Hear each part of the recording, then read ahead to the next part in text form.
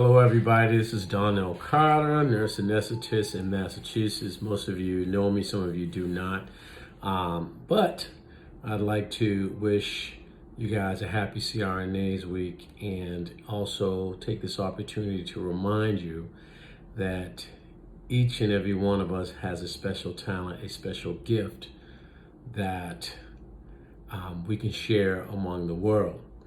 Many of us do mission trips and we do what we can to alleviate the pain of our patient population that extends beyond these borders, believe it or not. Even though they're not American citizens, we have a patient population across all countries. And it is incumbent upon us to recognize that and also recognize the fact that there are those who are in need of anesthesia talent. There are many countries out there currently right now working to bolster and increase the population of certified anesthesia nurse providers in their country because they are the sole deliverers of anesthesia in their respective countries. One such place is Liberia, and it's something I've had the pleasure of working on with a team of nurse anesthetists, nurse practitioners, and doctors.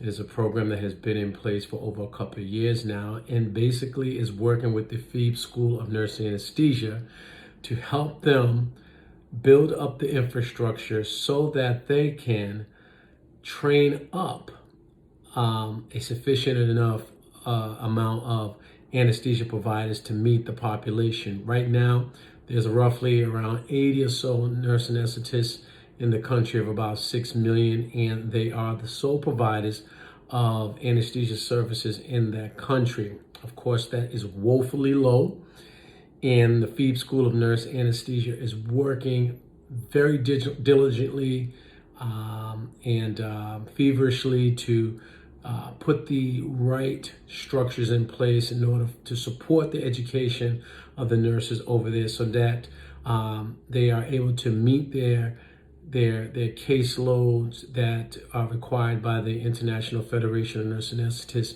for them to become certified providers. And so there's multiple things that we have done in partnership with them.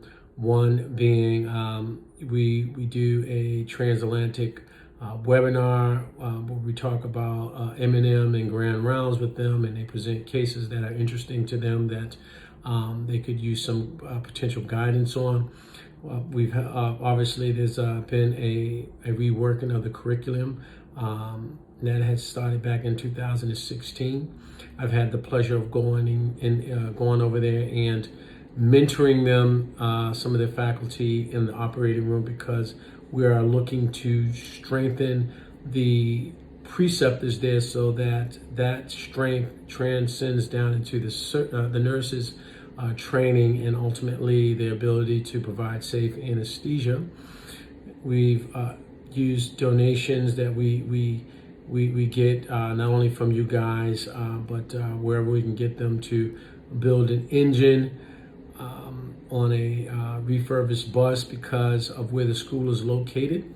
It is inland and very remote and far away from the facilities that are needed for the nurse anesthetist to get their numbers. And so the bus is used to transport the students to the affiliate sites so that they can work in OR and get their numbers.